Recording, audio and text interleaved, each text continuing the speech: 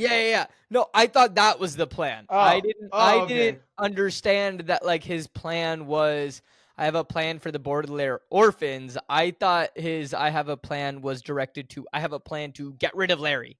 Yeah, but I also don't care about Larry, and I don't care about this plot, and I don't care about it. I just don't. I slightly care about the plot because I want to know about the VFD. Yeah, but VFD can be discovered by the kids, and it'll be more Right. interesting. Again, Steven, I know your gripe with this. Shut up. But like what I'm saying is like I slightly care about the plot. I don't care about Larry.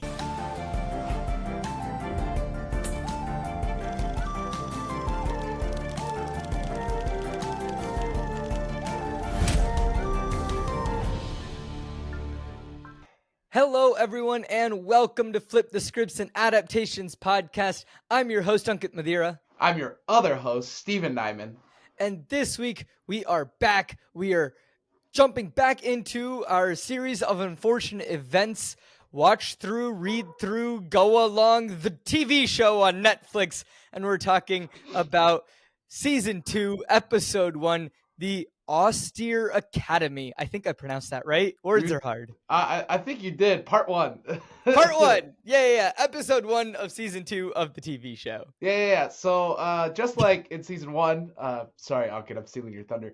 Just okay. like in Season 1, they took the 4 first books and they split them into Part 1, Part 2, and that was the 8 episodes. And for this one, they took the next 4 books, Book 5, 6, 7, and 8, and they split them into Part 1 and 2. There is a 3rd season, by the way, and the 3rd season is 10 episodes long, I believe. Oh, they did the 5 books? Yeah, because it's 9, 10, 11, 12, well, okay. 13. But here's the thing, Stephen. We're missing, because that will give us 26 episodes, right? If I did math correctly. Good job. Yes, there are 13 books. But there are only 25 episodes. I think they took the last book and made it 1 episode. Okay, that's fair. We might split it into 2. Maybe I'm wrong on that. Or did they turn it into like a 2-hour special? Look, we'll figure it out when we get there. That's a problem for much later in the calendar year. The last book has the best title in the whole series, in my opinion.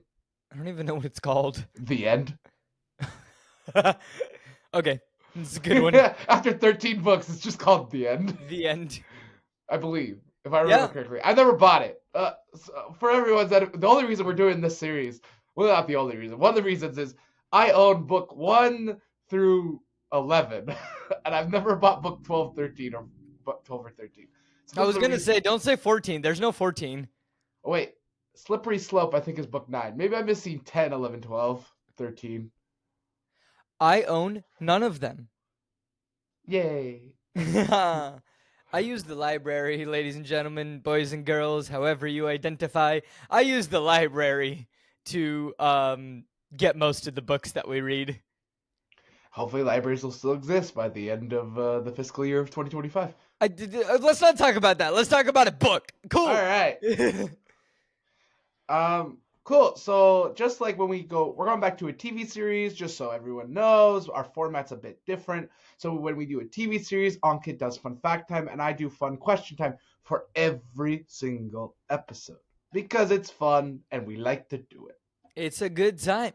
So for the Austere Academy Part 1, the director was Barry Sonnenfeld. I believe I am pronouncing his name correctly. Is he the same director that was at the end of, I think he did the last episode before this as well. I believe so. He's directed a lot in Season 1. He didn't direct, like, his name definitely has come up before. I just remember his name. I don't know what episodes he did. Listeners, if you are that curious, you have 2 solutions. 1, go to IMDb. 2, you can go listen to our previous episodes. But the writer for this one, and Stephen, you can't get too upset, because it is based on the book series by Daniel Handler, and the teleplay is by Daniel Handler. No! No! Because, I'll be honest, I don't think Season 2 starts... Well, actually, this episode I don't have issues with. It's the next episode. We'll see who wrote the next one when we get to it. Now, Stephen, what do you think this one is rated on IMDb? Just a reminder for everybody, because Rotten Tomatoes only does season reviews, I will not have a Rotten Tomatoes score until we get to the end of the season, but I do have an IMDb rating for every episode. Stephen, what do you think this episode was rated? I'll say 8.2. You're very close. It's a 7.9. Oh, I was giving it more credit than it deserved. No, it might deserve the 8.2, but other people have decided it's a 7.9. Oh, no, I don't think it deserves the 8.2. Oh, okay. I just thought maybe it wanted the 8.2. Yeah, no 8.2. Obviously it has to be popular in some way, otherwise they wouldn't have a season 3. Right. I still think it holds up. Yeah, there's some things that we're going to talk about that not in this episode, but the next episode, where I'm like, oh, those season 1 things are starting to bite us in the butt. Yeah, that happened a little bit. Anyway, what's your question? So we're going into the Austere Academy, so I thought it'd be fun to ask a school question. Oh, no. Did you ever have a teacher who was crazy? And who was that teacher, and why were they crazy? Did I ever have a teacher who was crazy? And you could Do bleep my their acting name. teachers count? Because we're eccentric people. Sure, you could bleep their name if you don't want to get in trouble. I won't get in trouble. I love and adore my first acting teacher, whose name is Mindy Logan. She is amazing. Yeah. She's helped me so much. But I distinctly remember class one day where we were talking about something, probably love, because that's the conversation that happened. And she just goes, "Who here has ever fallen in love?" And half the class raised their hand, half the class had not. And then she goes, "Here's your homework assignment. Fall in love. Get your heart broken. It's gonna suck, but you can't play heartbreak until you've had it." That's good. That's beautiful. I like that. And it's just and it's the same way. I'll be doing things as an acting teacher sometimes, and I'm like, yeah, I like being the eccentric teacher. Where I distinctly remember I was doing a scene and one of my students was hiding in a closet and it was not very convincing. Mm-hmm. So I gave them homework. I was like, "Hey, you have a little brother, right?" And she was like, "Yeah." And I was like, "Great. I'm going to give you homework. You have to play hide and seek with your little brother. But the pinpoint of this is you need to go hide in the closet as your hiding place." And that was her homework, because I was like, you don't know what it's like to hide in a closet and not want to get caught from your brother until you go do it. Yeah. So my crazy teacher is actually a little different. I don't like this teacher. Oh, I'm not going to say their name. They were my 9th grade honors English teacher. Nickname, we called her Cowmill. Oh. It was just a combination of her name and a cow. Because she was really mean and rude. I used to have water bottles I used to had to buy 3 different water bottles throughout my time in her class because she would step on them. Why? Purpose. She's a mean lady. She would yell at people. Also super if you were male, you were always wrong in her class. Okay. Yeah, I think I got lucky. I mean, I didn't really there were teachers I didn't get along with. Mm-hmm. There were teachers I didn't necessarily like. But I think I got fairly lucky in the sense that I never had a teacher like that. Yeah, she was my honors English teacher, but she was very rude. Or if I did, I've blocked them from my memory and they don't deserve to be in this brain anymore. Good. Let's go back into the episode. So, a quick summary of the Austere Academy, because that's what we do on the first episode of the 2-parter. Quick summary. Violet, Klaus, and Sunny are back. They are, from the events of the Miserable Mill in the book series. We're talking about the book summary, not the TV show summary. From the events of the Miserable Mill, the kids end up at a boarding school at Prufrock Preparatory School, the Austere Academy. Yeah, this one pissed me off. But I will explain later. They end up at a boarding school, which actually probably would be the best situation for them because they get to live in dorms and have all this stuff. Nope, they get to live in an orphan shack because they're orphans and parents did not give them permission to live in the dorms because they don't have any parents. Not like Mr. Poe's not their guardian who can sign rights to have them live in the dorms. But Violet, Klaus, and Sunny are then sent to 3 different things. Violet, of course, becomes goes into class 1. Klaus goes to class 2. And Sunny becomes a secretary. Oh, sorry. Administrative assistant is the Get the terminology right. That's a joke from the TV show, not from the book. But eventually Count Olaf shows up. Things happen, and the kids are forced to leave the Prufrock Prep. I will like to say, Olaf, gym teacher. It's the context we're going to give you. Oh, yeah. Olaf, gym teacher. Vice Principal Nero, terrible. Yeah. Here's my question about this whole thing before we even get started. Yeah. Where's the principal? Yeah, he's not in the book or the TV show, everyone. My thought is the principal's job is to go around and get money for the school, so he's just never at the school. Okay. So, like, that's my headcanon, because my sister's principal at the school that she works at never's on campus, is always getting money for the school. Okay. I didn't know your sister works at a school now, too. Yeah. Okay. All right, cool. So, we're going into the adaptation, the biggest part of the episode. I mean, it is kind of like the gist of the show. Yeah, so we start with an intro. It starts with Lemony Snicket again in a passage. I'm okay with this. You know, the book doesn't start with Lemony Snicket. It always starts with Lemony Snicket narrating, but it just starts with Lemony Snicket in a secret passage. This always happens because, obviously, a new season, so we kind of have to go back a bit. Then we go to Mr. Poe, talking about how he gave the Baudelaires a happy ending, how his book is amazing. Apparently, he's writing a book. That's new. But also, his books are the same cover art of the original Series of Fortune Event books. So I guess the headcanon of the TV show is he's the one who writes all the books. No, that's not how this works, because literally Lemony Snicket is like, I wish I didn't have to tell you this. No, I know, but the headcanon of Poe is he's writing the books of them. Oh, okay. I know where you're coming from. I'm just giving him some headcanon. Sure. I thought you were saying this was your headcanon, and I was like, Steven, you dum-dum. So, how he talks about how he runs 2 orphans, and, you know, Mr. Poe is running the Quagmire triplets, which, by the way, Mr. Poe has nothing to do with. Absolutely nothing. Mr. Poe has nothing to do with the Quagmire triplets at all. They've just given him the responsibility, which, in my opinion, is bullshit. Yeah, especially since in the next episode they literally go, "Who's that?" Yeah, that's the one that clicked for me, was when he said, "Who's that?" And I was like, you assigned them here. Right? So my issue is you're breaking your own canon because you broke your own canon, Daniel Handler. Bad writer. Oh, such harsh words to Daniel. Well, I mean, Daniel shouldn't break his own canon and then make a mistake by rewriting a moment in the next episode.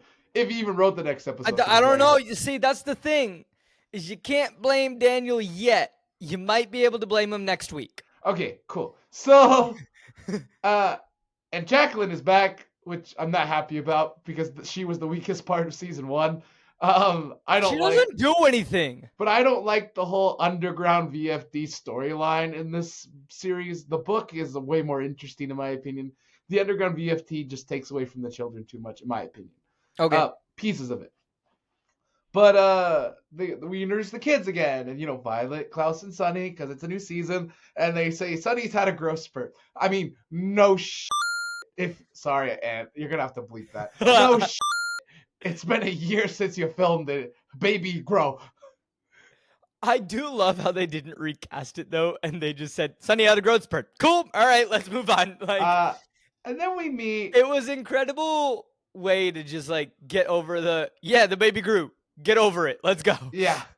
So all of that is film only. That is TV show only. I'm all right with it because it does set up the episode really well, but that is film only. The next part of the book literally just opens with them, like Mr. Poe walking them into the Austere Academy, and this little girl keeps popping in and out. Now, this is actually what is happening. I love it. Carmelita Spatz. I'm like, the person they cast to play this role is perfect. I will tell you who that is. Good job, little Carmelita Spatz. That is Kitana Turnbull. Yeah. Good job, Katana. Katana? Katana. That's her name, Katana? Kitana. I might be mispronouncing it, but that feels like a katana. Cool. She's a sword. Um, way to go, parents. Calling That's a someone katana.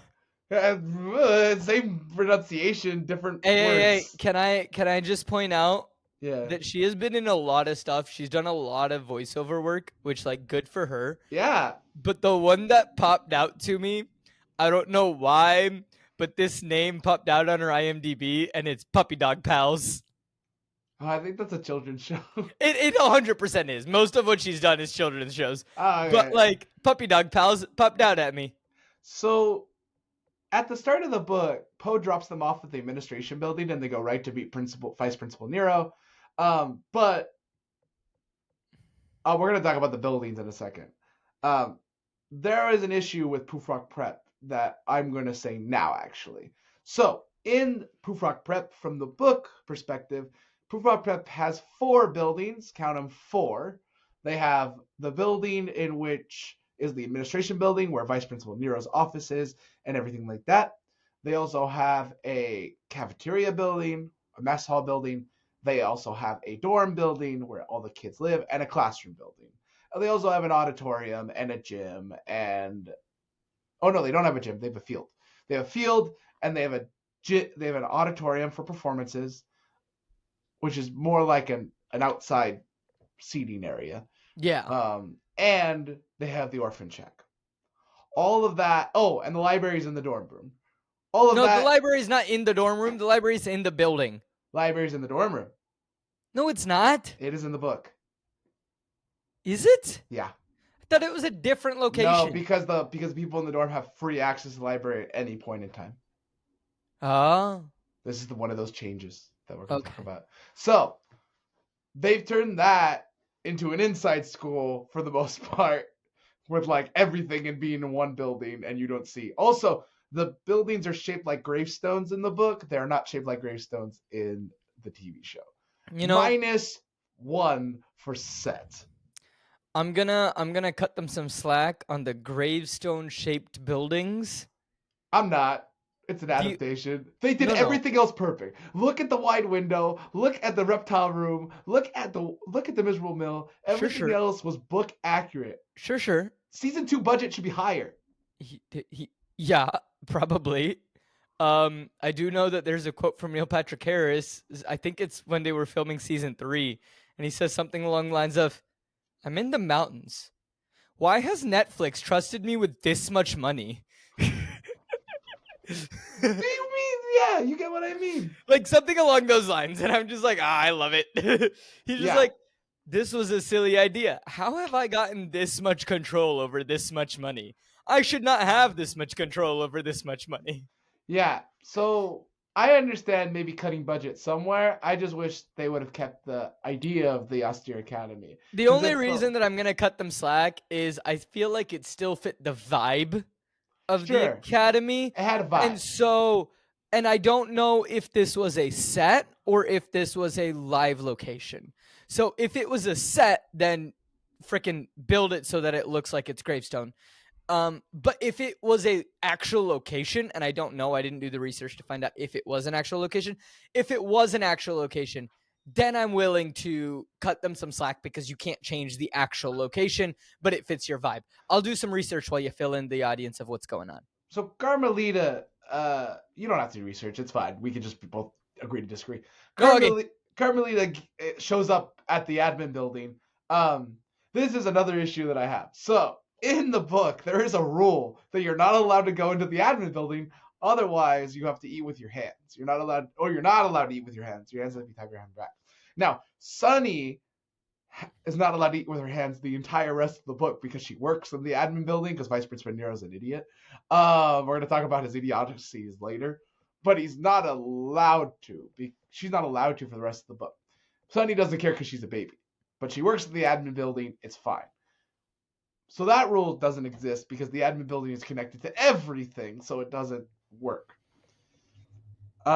But Carmelita then gives them a tour of the school. This is new. This doesn't happen in the book. Vice Principal Nero in the book just tells them where everything is. But this is a nice way to introduce Carmelita and see the school. So I'm okay with it. Yeah. I Um, think the retcon for going into the administration building was if you interrupt Nero. no. Oh, yeah, I Then guess. then you don't get utensils, is what I'm saying. Like, that was the retcon. Again, I'm guessing that it was a live location, and so that's why some of the stuff had to be retconned. Yeah. So Carmelita gives them a tour, and apparently, she goes to show the other cake sniffers. That's the term she uses, and they're all doing jumping jacks.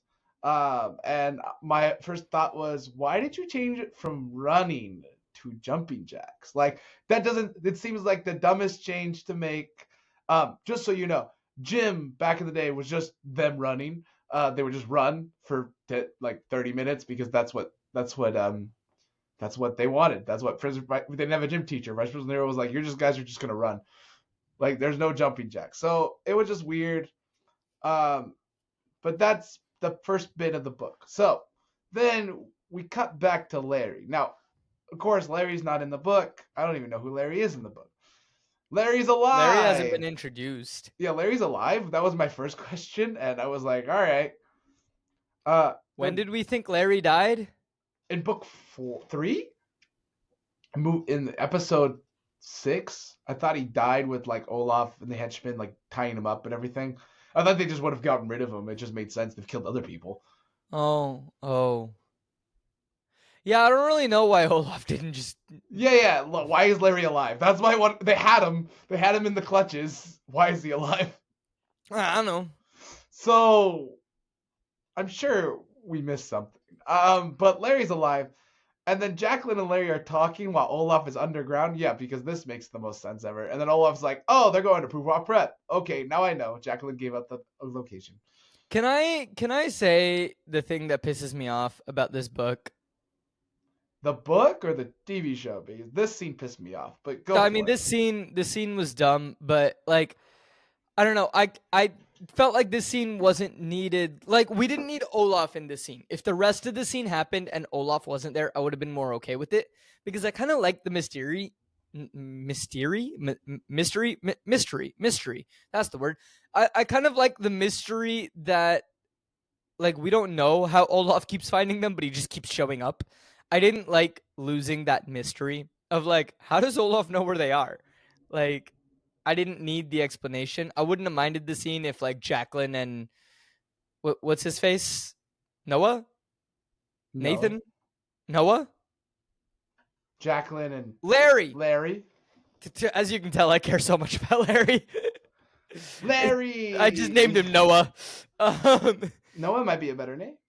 If he was called Noah instead of Larry, you could just been Larry's twin brother, and then Larry died mysteriously. Yeah. Noah's the alter ego when he becomes the food cook chef. Sure. Yeah. But, like, I wouldn't have minded the scene if they existed. If, like, the scene happened and Olaf wasn't there. Here's my problem with all of it. The book is called The Austere Academy. The entire time, it is only referred to as Proof Rock Preparatory School. Yes. Those aren't the same names! Oh, you're asking where they got the term the Austere Academy from. It pisses me off. I'm like, why couldn't you just call the book Proof Rock Prep? Well, you know what the term austere means, right? It kind of. Words are hard. I'm bad at grammar. I am looking it up so I can give you an exact definition, sir. The term austere refers to something that is stern and cold in appearance or manner. Yes. And so it is a stern and cold appearance academy. It's dumb. I don't like it. I'm not happy. I mean, it's not like me and my opinion are going to change anything, but it's dumb. I mean, he could have called it Proof Rock Prep because that would have stuck with his alliterations theme. See, this is what I'm saying. Is like, you had the option to call I like the Proof term Rock Austere Academy. It gives it like this illustrious vibe. It does, but at least like use the word austere one time in the book. So this scene with Larry and Jacqueline on the phone and Olaf hearing, I was like, there's no point to this scene. Again, I'm gonna complain about this. They're showing the Olaf magic When where you it's don't need not to. necessary. It is Olaf is scarier if you don't know how he knows where the kids are hiding. Olaf is scarier if you don't see him get into before his disguise. Olaf is scarier if he just shows up.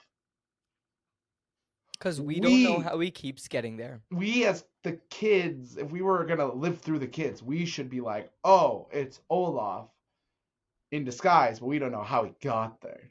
It just, I don't understand. So Olaf apparently went to Prufrock Prep, and he's decided to go back. Yeah, this was fun lore that like I didn't mind as much. I was like, oh, this is fun. He also runs into the old gym teacher and like kicks her out of the bus and the whole team and like takes the bus from them. And I was like, well, this is breaking your story of the TV show and the book at the same time, Daniel Handler, because you had a line that said there hasn't been a gym teacher in a while, which is from the book. And then you had a gym teacher. Yeah. So you just broke your own continuity. Way to go. But here's what I will say. You can't defend continuity breaks. I'm not going to let you. No. Wait. I enjoyed the scene. The scene was great. I wasn't going to defend the continuity break. I was just going to say I enjoyed the scene. If they had said something along the lines of like, oh yeah, our gym teacher, who's been gone for a while, and then like, all right, cool, like we used to have one, now they've just disappeared. Fine, right? Easy in the line TV show, change. at least, right? Just slightly change the line, and like you're fine. There's your solution on continuity break. But I would have preferred if this was our first scene with Olaf in the show. Yeah. If it was just Olaf's kidnapping the bus, it's like, how does he know that they're there? We don't have an explanation for why he knows that they're there, but he knows that they're there. Exactly. I would have preferred if this was the first scene that we saw Olaf. I would have taken it. Yeah. And then also just change that one line to, we used to have a gym teacher. They're on a trip. We haven't seen them in a while. Yeah. Well, but they kind of do retcon it soon. Yeah, they retcon it, but also... You shouldn't have to retcon it if you... Stop retconning and forcing yourself to change when you don't need to. Right, just slightly change one line and you don't need to retcon anything. Or, how about this? Or even better, Ankit, just do the story you wrote. Well, okay, Stephen, again, here's the thing. I understand why some things need to be updated because of it being a TV show. And you need to keep people who haven't read the books involved in the TV show. I get that, and I can accept that. However, this is one of the ones where I agree with you. You don't need to say anything. You can just be like, but like if you want to have the fun thing of Olaf and the henchmen taking over the bus, you just got to change your one line of like, oh yeah, our gym teacher's on a trip. Cool. So this is the one, okay, we're now back to the tour. And this is the one thing in the entire 2 episodes that probably makes me the most upset. Oh. They've added another person to the story. A librarian who is really important all of a sudden, who's not important. Yeah. And my question is, why are they there? Yeah. This is the VFD stuff of season 1 all over again. Because, spoiler alert, I'm going to say it now, this is the first book you hear of VFD. Yes. Officially, this is the first book we hear VFD. VFD does exist. Now, Ankit defended it last season by saying you have to keep the mystery alive so people will keep coming back weekly. Whatever, yes. But this librarian girl don't need to exist. Why is she there? Why is she there? I don't really know. It's played by actress Sarah Rue. I thought she did well. She did okay. It just, if she was important to the book, why wasn't she in the book, Daniel Handler? Look, yes, I agree with you that she's not needed. I just also wanted to say that I thought the actress did a good job in the role that she was given. Oh, yeah. Well done. Well done being an added character. Just weird. Look. She has no control over the script. No. Then I complain because people are in the admin building. But I already explained that. Then we meet Vice Principal Nero, and I'm like, oh, it's this actor. I've seen him in a bunch of things. But then one thing I was like, you're perfect. The Nero they got to play Nero is like perfect. The one thing that I really wish they had though was the ribbons in his hair. Yeah. Because you I read think the it. actor himself just doesn't have a lot of hair. No, but neither did Nero. Yeah. No, I lied. Maybe Roger Bart does. Maybe he doesn't. But it's Roger Bart. And what I Yeah. know about Roger Bart is that he's got a full head of hair. Yeah. Nero was supposed to have 5 strands of hair, all with a ribbon tied to each one individually. Yeah. Also, Robert Bart's first credit on IMDb is a movie called Captain Daddy, Captain Daddy. and he plays a dolphin. So, one of the things I noticed, by the way, and I thought this was hilarious, this is also part of the reason why kids getting older, the adaptation gets a little harder with the series. Klaus is now taller than Violet. It is a good time. It was just a point. I'm not even mad about it. I'm just like, oh, hey, good growth spurt, man. Yeah. Like I am never gonna be upset if that's what's happening. It's like, oh no.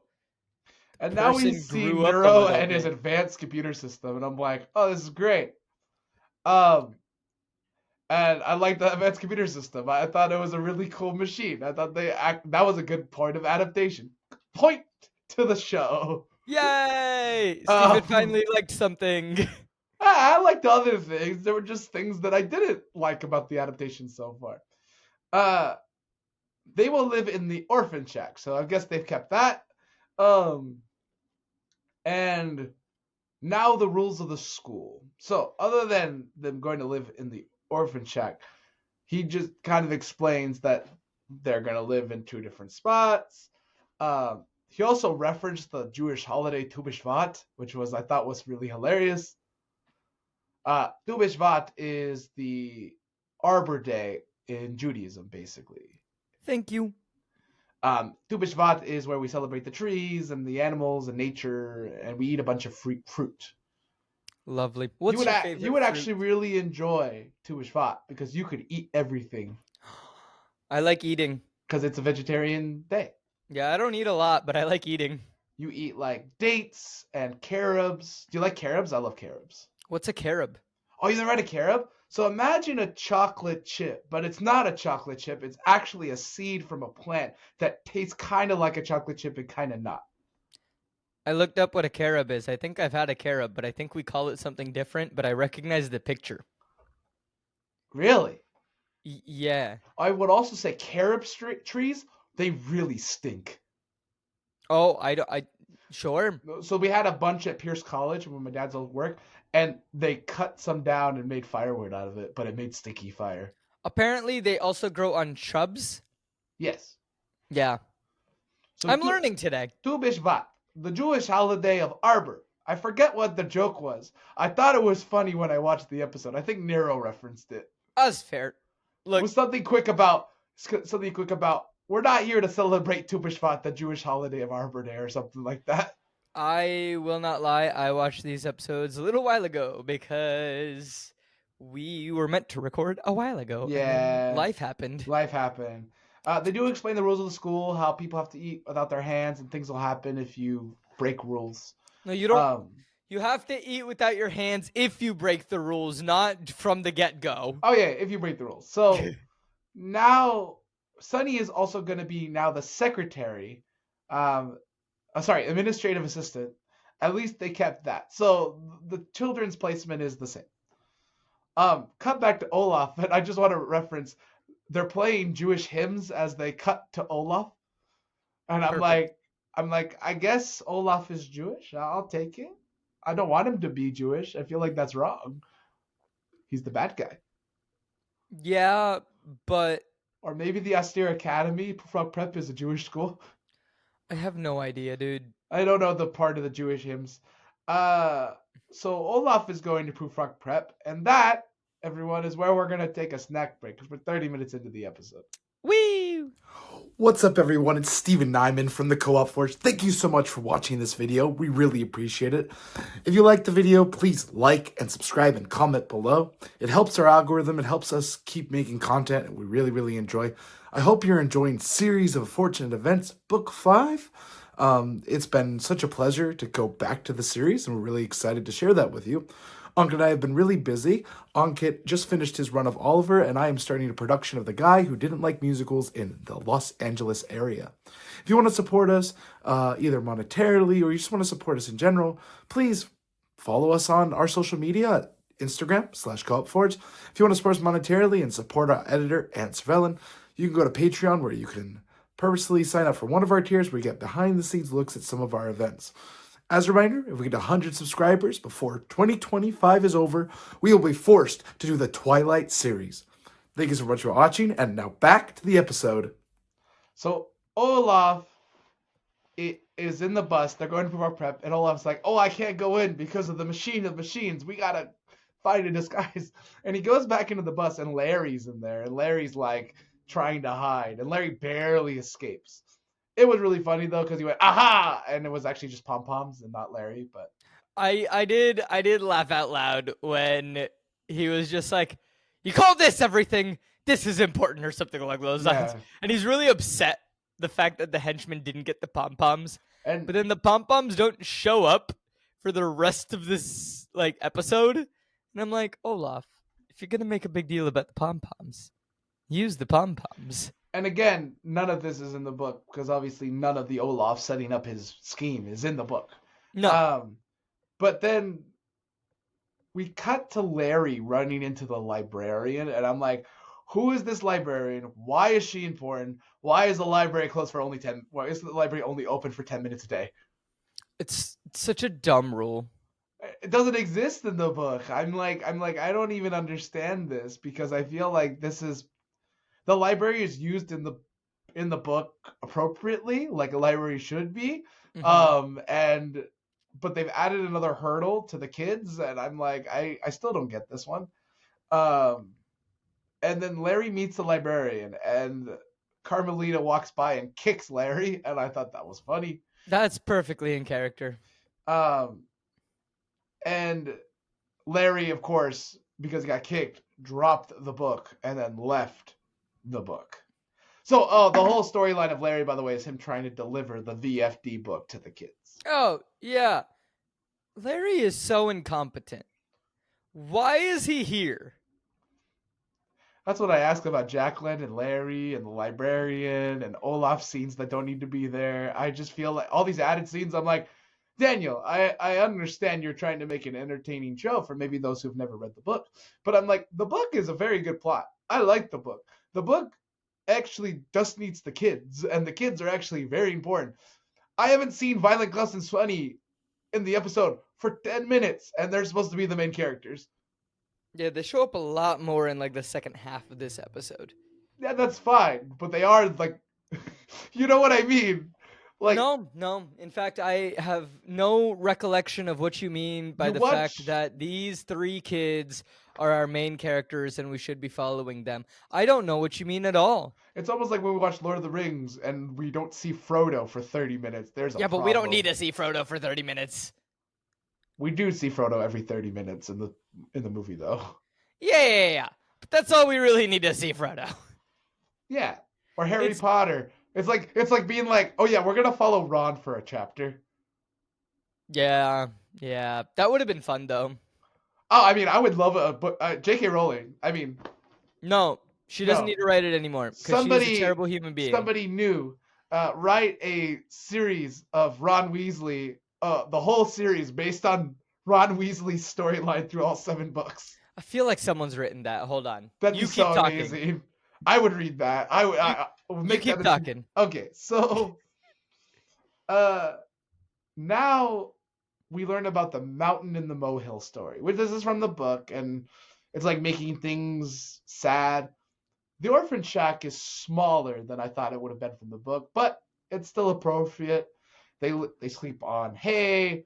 There's a bunch of crabs. There's fungi. They hang the VFD photo and it got hit by fungus. I thought this was quite funny. Mr. Romero is perfect. And his bananas and stories, it just boom, boom, boom. That's all that is to him as a teacher. and it's perfect. So that's the first teacher we meet, and that's Violet's teacher. Then we meet Klaus's teacher, Mrs. Bass.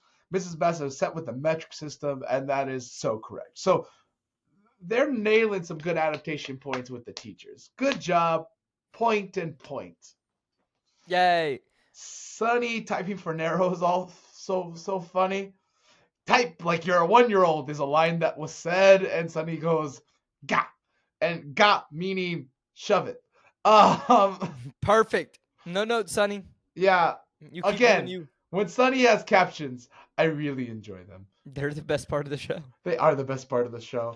And I would love just a Sunny special where every time she talked, we just have captions. I would take 30 minutes of just Sunny. Honestly, we should just follow Sunny around. I'm down. Let's tell the whole book from Sunny's perspective. Yeah. No, here's the thing. I want all of you listeners to understand. Steven says he's down now. I also know Steven. The moment he watches this, all he is going to do is complain about the adaptation and be like, this is stupid. I know who this person is. I hope you all have put together who Steven is. He is a lovely friend, but he can't make up his mind. Oh no, I think I'd be down for that if they just advertised it as that. Fine. Fine. Just like in, what was it, Sydney Sweeney's movie Anyone But You. If they had not advertised Why did you make me think about that again? If they had not advertised it as an adaptation of Much Ado About Nothing, would have nothing to hate. I think I said it perfectly when I was like trying to defend it, and I was like, nah, but it's a loose adaptation, and you were like, nah, they claim it's a hardcore adaptation, and my immediate reaction was, oh, they dum-dums. Yeah, they dum-dums. So if you advertise it correctly, I'm fine with it. Well, okay. They never claimed that it is 100% hardcore adaptation. Yeah, so cut to Olaf under the bleachers because, the bleachers aren't part of the school. I don't know how they got in, but they're under the bleachers where I'm like, how did you get in? You were complaining you couldn't get in, but you still got in. Can we agree that the bleachers are still part of the school? Like that breaks all the continuity. They're not. Oh, okay. Are they like outside the grounds? Well, the way that I imagined it was like at my high school, right? Like, yes, it's still technically part of the school, but like if you can hop one fence, you can get behind the bleachers. Yeah, but it seemed impossible for them to get in and walk This around. place does not seem like it has the highest level of security. Oh yeah, there is no security personnel. I wish there was. I think it'd be hilarious. Make the hook guy the security. No, but then you would just get upset that they had a new character who was security personnel and they weren't needed. No. I'm saying that they added it to the book. Steven, we're talking about the adaptation. All right, cut to Olaf. You can't change the original source material. That's not how the show works. Cut to Olaf saying he needs help by a mysterious stranger to help him. So I guess Carmelita becomes that person. So Carmelita is going to work with Olaf to help his plan, who has no idea what it is. Okay, that's new. That doesn't happen in the book, but I guess Carmelita is part of Olaf's plan. I mean, she does like get a lot of help from the gym teacher from the book perspective, so maybe she knew he was Olaf, but we don't know that. I don't know if she even knows that he's Olaf in the TV show. You know what? Fair. I'm almost going to take a point away, but I'm not going to. Cut to a poster of Nero, who's, doing a violin concert. Here's the thing that I think wasn't said at all in the rules. One of the rules of Prove Our Prep is every night Nero will play a violin concert, and everyone has to go to it. It is mandatory. And it's like 3 hours long. Or they have to bring him a bag of candy. But they never get to leave, so how are they supposed to get the bag of candy? Thank you. They're forced to go. They have to go. I think they buy it from Nero, and then they have to give it to him. So it's like he's making business off of them not showing up. Oh, that would be funny. But also, there are no violin concerts in this episode. No, there's a slightly bad one. There's a slightly bad one, but it's not like... It kind of comes up, it kind of doesn't. Larry now is the server at the lunchroom, and he fails at his job. Here's my issue with Larry. How in the world do you not realize? Sure, you got kicked, right? Perfectly fine. You're in pain. That is a big book. How do you not realize the entire time between you getting kicked to now that you don't have the book in your bag? Yeah. So Larry serves them and runs away. He serves the orphans and he runs away to go find the book. For anyone that hasn't seen the show or watched it a little while ago, the book doesn't fit in the backpack. That's how big the book is. Yeah. It is quite large. So, but that doesn't happen in the TV show. That's a TV show only scene. That doesn't happen in the book. They will recognize Larry from book 3, but then Larry's like, "No, I'm not the same guy. I work here in the cafeteria. I'm Noah." Sure, that's the name that we gave him. Yeah, I forget what he said his name was. I don't know. Then as they're walking to a table to find something, everyone sings about cake sniffing orphans, led by Carmelita, of course. Then the Quagmire triplets stand up to them, and we finally get them together. A thing that took, I think, 20 minutes in the book, 20 minutes reading into the book for them to be together It was as like friends. chapter 3. Chapter 3. But Chapter 3, chapter in the TV 4. show, it's like halfway through the first episode. I think even more. It's like 3/4 of the way through the first episode, dude. And the Quagmire triplets are like very important to this book. I just want to point that out. They're very Just important slightly. to this book. And also, the Quagmire triplets have been set up by this TV show by this TV show. All of season 1, those were the Quagmire's parents that we're watching, by the way. So they've been set up perfectly. Yet you don't want to do what you wanted to do and bring them together quicker. Yeah. I thought that was done by both, not done by the book, but done by the TV show people. Yeah, because I felt like their setup was really, really well done in season 1. Well, that's what I felt like you were setting up too. It made sense. You had them on the opposite side of the bench. And then you don't meet them for like 30 minutes. That's what 35 I'm minutes. saying. You have a 44-minute episode or That's something. what I'm saying. Like, yeah. It's a 46-minute episode, and I think we meet them about 30 minutes in. That's what I'm saying. I understand. Move on. Okay, so the Quagmires finally get to like talking with the Baudelaire triplets. You know, Violet and Quigley get a little friendly, and Klaus and wow, I'm forgetting her name. Wow, how could you? Her name is Isadora. Isadora. That's right, Isadora. You should be ashamed. You know what's funny? I have it right here in my notes. And I forgot to say it. So Klaus and Isadora also getting a little friendly, and Sunny goes, "Ga," which means get a room. Well, the get a room is to Violet. Yeah, Violet and Quigley, yes. But what's funny is that like they both kind of like have crushes on each other. Yeah, it's cute. It's adorable. I like it. I think my headcanon is the one good thing that happens to them. I'm gonna jump ahead a little bit. Right. All the way in this episode, or like happens to them at the end? Technically happens at the end. Oh, okay. I'm going to jump ahead a little bit. So if you don't want to hear this spoilery thing, which isn't really a spoiler, the book came out years ago. No, it's a prediction.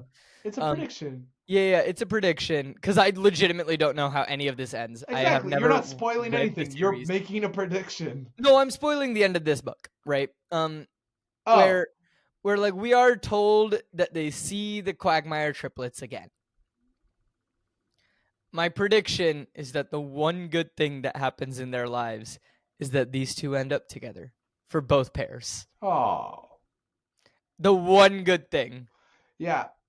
So they talk about the deaths of their parents, and you know, Quigley's like, "No, it's okay. You know, we've dealt with it. We understand. The fire killed our parents too." And then they both take out the two parts of the telescope and they connect them. And they talk about how they're connected. And I was like, oh. Now, the telescopes don't exist in the book. They only exist in the TV show. But I was okay with this because I thought it was also another cute way for them to connect. They exist in the book, don't they?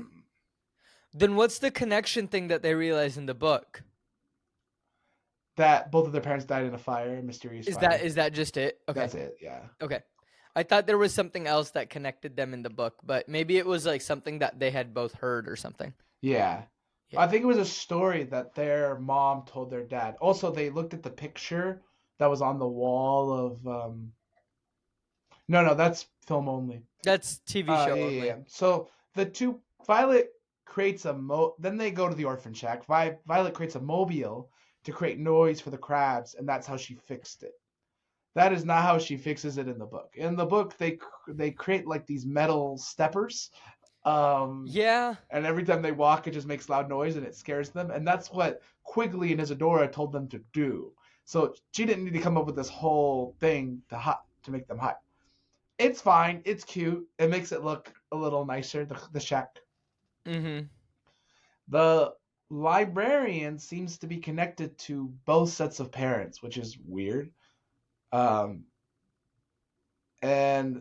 next thing we hear is we all need to go to the athletic field for a pep rally. So Woo! all of this stuff, like it's all half changes and everything for the adaptation. The one thing that's not in the adaptation is library connected to the parents, but also a pep rally. A pep rally doesn't happen in the book. But I thought maybe the pep rally was going to be Nero's concert, and I was like, oh, okay, we're going to Nero's concert. Like that's what I thought it was going to be, not an actual pep rally, which was very sad. And their mascot being a dead horse. That was weird. The mascot's a dead horse, and remember the quote, something that we missed and we talked about. There's a quote for the school. The quote of the school is "Remember, you will die," which is fine, but the mascot being a dead horse is weird. So we go to the Alphaville for the pep rally. I'm like, friendship, yeah. So they have friends now. It's great. Yay! I also say Carmelita is also creepier than Olaf. She kind of just ends up places, and I'm like, she's disturbing. Yeah. I don't like her. So Olaf's like, which is like very well done by the actress. Yeah. Olaf's like walking through the hallway, by the way, as the Baudelaires and Quagmires get separated to go to the pep rally. And Olaf, who is not Coach Genghis yet, runs into the Quagmires, and now they know that he's there. And I'm like, this scene is stupid. This scene should not exist. Why did you add this? Because number one, the Quagmires don't even know what Olaf looks like in the book. They talk about it multiple times. They get told because Violet and Klaus say that's Olaf, and they're like, ah. And also now you've kind of given Olaf away to the Quagmires. So now you have two sets of people who can be like, yeah, that's Olaf. Yeah. I don't know. I wish I could defend that one. I really can't. I don't get why they didn't just leave it as they're all at the pep rally. You know, maybe the Quagmires found out something else, right? Like, you don't need to find out that Olaf is the one here. They found out something else. Like, maybe they found out something about the telescope that is connected, or maybe they found something about a book or something. Yeah. Right? They found some information about the book, something like that, and that's what they need to tell the kids. But I didn't like that they had to tell Olaf was there, because it ruined the surprise to the kids that Olaf is there. Exactly. And then also now there's Quagmires are running to go tell them that Olaf's here, and while they're running, we're getting introduced to the new people like Coach Genghis, and how the gender fluid person is now the teacher of gender studies, not the hygiene instructor, but the gender studies teacher. Yeah, I thought it was an interesting change. Olaf, I appreciated that. Also, change, Olaf though. versus Larry is actually quite funny. Olaf finds Larry and they have a fight. Olaf wins, of course, and Olaf says, "I have a plan." And I'm like, but didn't you already have a plan because you're here? Well, I don't know if he knew that he was going to run into Larry. Oh, no. I mean, his plan was about what he's going to do with the Baudelaire orphans. He has a plan. Oh, I misinterpreted that. Yeah, but I'm like, don't you already have a plan because you're already in the school, ready to be hidden and all that good stuff? Right. I misinterpreted that because when he said I have a plan, I thought he was talking about I have a plan of what to do with Larry. Oh, and I said, goodbye, Larry, because we say goodbye to Larry for the rest of the episode. Yeah. No, I thought that was the plan. I didn't understand that like his plan was I have a plan for the Baudelaire orphans. I thought his I have a plan was directed to I have a plan to get rid of Larry. Yeah, but I also don't care about Larry, and I don't care about this plot, and I don't care about it. I just don't. I slightly care about the plot because I want to know about the VFD. Yeah, but VFD can be discovered by the kids, and it'll be more Right. interesting. Again, Steven, I know your gripe with this. Shut up. But like what I'm saying is like I slightly care about the plot. I don't care about Larry. Yeah, good point. Jacqueline gets called by Larry, and as he's trapped in the freezer, and the world is quiet here is the quote. And he gets rescued by Snicket. Why is there a phone in the freezer? That's a very good question. Could someone explain this to me? So Other than plot armor, why is there a phone in the freezer? In what situation would there need to be a phone in a freezer? I have been in multiple walk-in freezers, and never once have I seen a phone in a walk-in freezer. yeah, so Snicket is apparently on his way to rescue Larry, and they're gonna say the quote, "The world is quiet here." I Now will say, Nathan Fillion. he's in the next episode, not in this episode. I thought he was in this one. No, he's in episode 2. Oh, I'm so sorry. We were gonna talk about him. It's his voice. It is Nathan Fillion's voice. I I'll give you recognized credit. his voice, and I was just like, yeah. Yeah, Nathan Fillion is in this, everyone. Nathan Fillion. Carmelita then beats the dead horse. We cut to the pep rally, and I thought that was hilarious because that's She the is whole a thing. disturbing little girl. Nero is also crazy, and then Coach Genghis shows up, and they give him the huge welcome, and that's it. That's the end of episode 1. It doesn't even show more Coach Genghis. It's literally like he shows up, he's like, "Hi, I'm Coach Genghis," and that's the end of episode 1. It's such a weird ending. Really is. And that's the But end like of I also get why that's the ending because of the way that they've set it up of like we need to tell the Quagmires need to tell the Baudelaires that this is happening and that Olaf is here. And so I understand like ending the episode with the big reveal like, oh no, it's Olaf.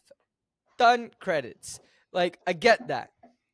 It just felt weird because again, why do the Quagmires know? I think that's my biggest gripe with it. Is why do the Quagmires know that Olaf is here? They shouldn't know that Olaf is here. Yeah, also, they should not know what Olaf looks like because they shouldn't know what Olaf looks like because they've never met him before. Right. And also, not to mention that fact, but the VFD connection to the kids is discovered. Like, we shouldn't know that they're connected until it's discovered. Mm-hmm. So I don't like this. Can we just keep some things the same, please? All right, Ankit, let's rate this episode on an adaptation scale. Well, first we're going to rate half the book. Well, no, we don't rate the book right now. We don't rate the adaptation right now. We do. Oh, no, we do. We don't rate the book. It's been a while since we've done a TV series. Yeah. What would you rate this episode on a scale of 1 to 10 as an episode, not an adaptation? Probably like an 8. I enjoyed the episode as an episode. Yeah, I was good with a 7. If I was just watching the TV show, I would have been like, yeah, cool. I'm in this. Like, let's go. 7, if I didn't know any of the 7.5, context of the book, yeah. Yeah, maybe even an 8. I like the storytelling. I think the casting's really good. Okay, what would you rate it as a adaptation, sir? Probably like a 6. That high? Wow. 6, 5.5, 6. I was gonna say a 4.5. I think there's a lot they've kept in, but I think it's still like it doesn't deserve to be higher than 5 in my opinion. I think they kept a lot in. I think I'm slightly biased because I feel like the bits that they've added do still work. I think it's a conversation of, for the most part. I think it's a conversation of like we're talking about adaptation a lot. Obviously, this is our whole podcast, but when it came to the series of unfortunate events, the Jim Carrey version, which you can watch on our Patreon, by the way. When it came to that one, they took 3 books and shoved it into one 2-hour movie. Mm-hmm. So they didn't have enough time to really explore every detail that's in the books. I feel like now a problem has become they have too much time. Exactly what I was saying. They're trying to do 2-hour, 45-minute episodes. Let's say an hour and 30 minutes per book. And in reality, probably could do the whole thing in an hour. But it's the same thing I have an issue with Harry Potter. And I mean, I hate to bring in the Harry Potter adaptation, but I will. No, I love bringing in Harry Potter. Never mind. But in Harry Potter, they kept adding things to the story to cover for things they added previously, then cutting things that didn't need to be cut. So they were, and so my thing is, in my opinion, an adaptation, you should not add anything if you've cut something. Fair. So if you've been forced to cut something, let's say you cut something because it just doesn't work on film. That's different. If you change it for the sake of film to try to make it work for film, fine. But if you cut anything and then you try to make it, and then you add things to like make it more interesting because you cut things that were interesting, you're shooting yourself in the foot when it comes to adaptation. Yeah. That's why I think, and we reviewed it, I think that's why Holes works so well. Well, yeah, because he didn't cut mostly didn't anything. Cut almost anything. They kept it very much the same. They retconned a couple of things because we don't have a narrator in the movie. Yeah. And so we had to find different characters to give us some of the plot of what is going on. And like they adjusted where like some of the flashback scenes happened in that, but like they kept it for the most part. They were like, hey, it's the same. We're just slightly changing certain aspects of it. But yeah, it's interesting. I think it's a discussion to have for sure. Which we can have right now on this channel. Yeah. I think. Let us know your thoughts in the comments. Do you think that they're having too much time with the adaptation? I think they are. I think they are, and I think that's what's hurting. I think this series would work better as a series if episodes were only meant to be 20 to 30 minutes. Yeah. Like, but even that, I could see them adding a few things, maybe adding, a couple of the Olaf scenes are fine. But within that, it could still work as a 45-minute episode, but with very controlled adaptation. I just feel like 45 minutes for this type of story is too long. I don't know because okay, it's what is here's it? the thing, Steven. How big is this book? 290 pages? Sure. I audiobooked this one. How long did the audiobook take you? Actually, that's a very good question. How long does it take you to listen to the whole thing? The audiobook, if I listen at double speed, because I don't listen at single speed because people will talk at about this pace when they are doing an audiobook. And this is the pace that people need to talk when they are doing an audiobook, right? Like that is generally the pace. You don't want to be talking super, super fast when you are doing an audiobook, unlike we do when we're on this podcast. Like both of us tend to talk very quickly. But yes, like an audiobook for this took me about an hour and a half listening to it on double speed. Which is about the speed of the dialogue if you really think about it. Right. But like that's everything. Yeah. And also because you could kind of do an establishing shot that gets rid of a whole page in the book. And so I just feel like and that's the thing is like there are so many chunks of the book itself that were like, cool, this can be done in film in 30 seconds. But it takes us 2.5 minutes to get through this portion of the book because they got to describe the whole academy. They can do that in 30 seconds in a film. And that's the thing, right? Where I think they just have too much time, which I don't think that's ever been our complaint before. No, and it's really interesting to talk about because a lot of, the HBO Harry Potter series is coming out. They've recasted Snape as a black man, which is a very hot button topic right now. I have thoughts about that. If you would really like to hear it, it might be up on our Patreon. Yeah. The thing about, we're not going to talk about it on this episode because we're not talking about that. But the thing is, now they're doing an HBO series where they're spending a whole season on one book. But I think for Harry Potter, it could work. Yeah, because there's a lot of details. There are a lot of details in this book series as well. I think so, but the books are just smaller. I agree. Maybe Like, the first I book of think- Harry Potter is about the same size as like the next book we're about to read, which is No, but I'm pretty sure the rat's first book elevator. of Harry Potter is in the same 100-page ballpark, right? I'm gonna say 100 pages here or there. First book of Harry Potter is 356 pages. And I'm pretty sure no book in a series of unfortunate events is longer than like 450. No book in the series of Unfortunate Events so far we've read has been longer than 200. Longer than 250 so far. Yeah. The longest book, the 12th book, it seems like is the longest in the quick search that I'm doing, Uh-huh. and that's 353 pages. So nothing as big as Harry Potter. So none of the books are as large as Harry Potter. But And were they afraid of only if they did 30-minute episodes? Let's say they did 2 parts still for each half of the book and they wanted to split it in half. Yeah. Or would it have worked? Now this is the other question. Would it have worked if they just did 1 episode for the whole book? I think it possibly could have. I think they could have just done, instead of making 8 episodes. I mean, I get the whole season dynamic, but imagine they just did 2 seasons where they did 8 books as the first season, and then they did 8 books as the second. But here's the other thing is you have a show like Sherlock where episodes are an hour 15, and you have 4 episodes in a season.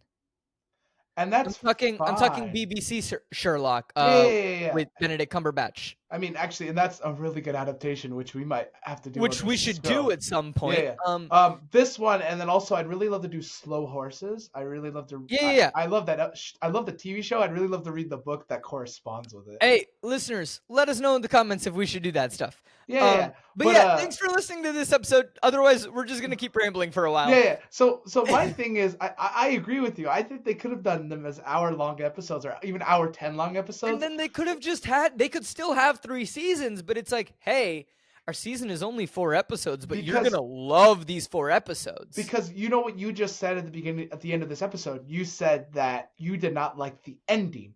Now, the ending is not the end of the story. Now, are they forcing an ending by having like a cliffhanger to make you come back for part 2? Yeah. But here's the thing, is if Netflix did it like BBC? Like Disney does, where now Disney releases 1 episode a week on Disney Plus, and I appreciate that with Disney. In a weird way, I still really like that. Like, don't get me wrong, I love sitting and I love binging, but there's something fun and satisfying, and maybe it was because of how we grew up, that you don't get to know more of the story yet. Like, you have to wait. It's okay to wait. Sitting in suspense is okay. So if they did that, and like Netflix did that for this, then I think it could have potentially worked for this ending, right? And I would have been like, when they released it, yeah, they were coming out with a new episode every week. So like, that is a very solid place to end the episode, The right? whole season came out at the same time. Exactly, but I know that the whole season came out at the same time. It's the same way like Cobra Kai, I didn't watch it until part 3 of season 6 was about to come out. That was just because like I had other things happening in my life, and I was I'll get to it when I get to it. I haven't even finished part 3 of Cobra Kai. I would recommend watching it. It is very fun. Oh, okay. Very good. But I really enjoyed it. But like, even that one, I know how they split it. And when I was watching it and I was catching up, and I was like, oh, they released the first 5 episodes. Yeah, that's a solid ending point.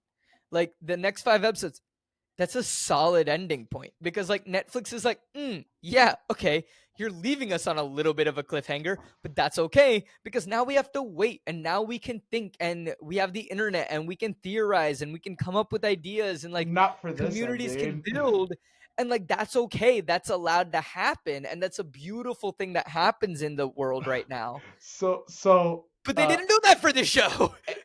And our editor and I have a consistent argument about this very thing, like almost weekly. So Ann and I watch anime together. I've told Ankit about this many times, but Ann and I watch anime together. We are watching an anime called Solo Leveling. Now, Solo Leveling hit the market hard. It is anime of the year material. It is really good. I don't think it won anime of the year though. It's just really, really good. But when it got to the end of this last season, season 2, every episode was a cliffhanger. Like every single episode, you'd be like, oh, it's getting interesting, and credits. And every time Ant would go away, I'm so frustrated, and I'd be like, it's okay, I'm excited for the next episode. But Ant's like, but we have to wait a week, and I'm like, yeah, but it's okay because I'm excited for the next episode.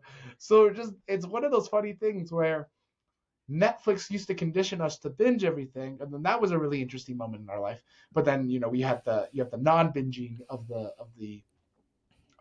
the anime community where you wait weekly for an episode.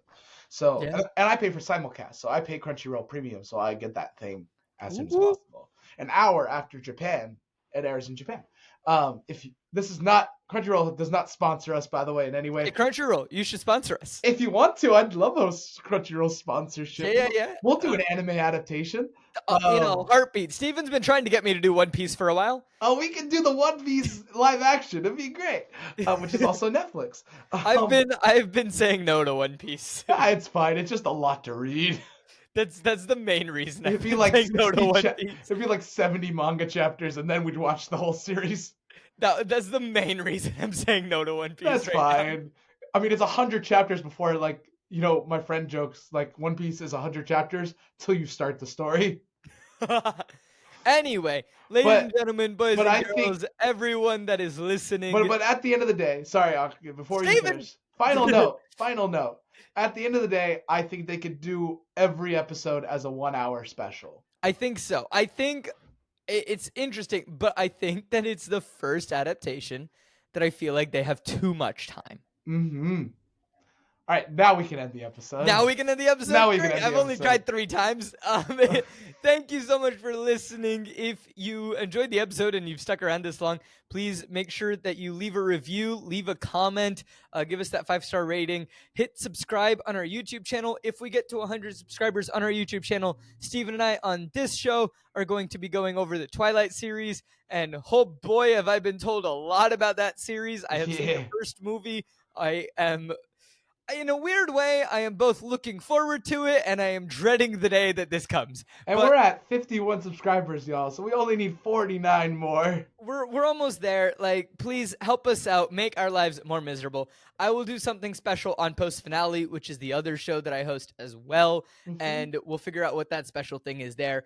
But we would love to hit 100 subscribers over on our YouTube channel. If you are listening on other platforms, thank you so much for listening to other platforms. Do us a favor, head over to YouTube. The link is in the description wherever you are listening. Just go hit the subscribe button and then leave YouTube. You don't need to watch the episode on YouTube. We are okay with you listening wherever you would like to listen, but that's just the easiest way for us to get numbers. So that is where we are just going with just the number that we have on that channel, solely so that we can easily get a set number, because downloads fluctuate week to week and it's hard to gauge. But so thank you all very much wherever you are listening for listening, and we'll catch you next week. Bye, y'all. Bye. Thank you so much for listening to this episode of Flip the Scripts. Flip the Scripts is created, hosted, and produced by Ankit Madhira and Stephen Nieman. Our editor is Servellon. The art is by Kshitija Madhira, and the music is by Sebastian Halich. If you would like to support the show, you can do so by heading over to patreon.com/co-op-forge. So that's patreon.com/co_opforge. Sign up for any of the tiers and you get access to various types of bonus content, and it really does help us out a lot of not being in the red while making these episodes for you all. If you want to help out the show in a non-monetary way, that is great as well. You can talk about us on social media. Follow us on social media at coopforge, co_opforge on all the various social media platforms. And you can also follow the show directly, Flip the Scripts Pod on Instagram. Be sure to talk about us on social media. It helps us out a lot. Thank you to anyone who has done this already or will do this in the future. And last but not least, if you still want to help out the show, word of mouth is a great way to help support the show and grow the show. Tell a friend, tell a family member about the show. There are 2 guys and they read books and then they go in, they watch the movie, they watch the TV show, they figure out, is it a faithful adaptation or is it just a fun movie but maybe not a faithful adaptation? That's also a possibility. If it's a show that you think they might enjoy, please do recommend it to them. It helps us out a lot. But we are just really thankful that you have tuned in for this episode of Flip the Scripts, and we hope you join us next week for even more tomfoolery. And until then, we'll see y'all later. Bye.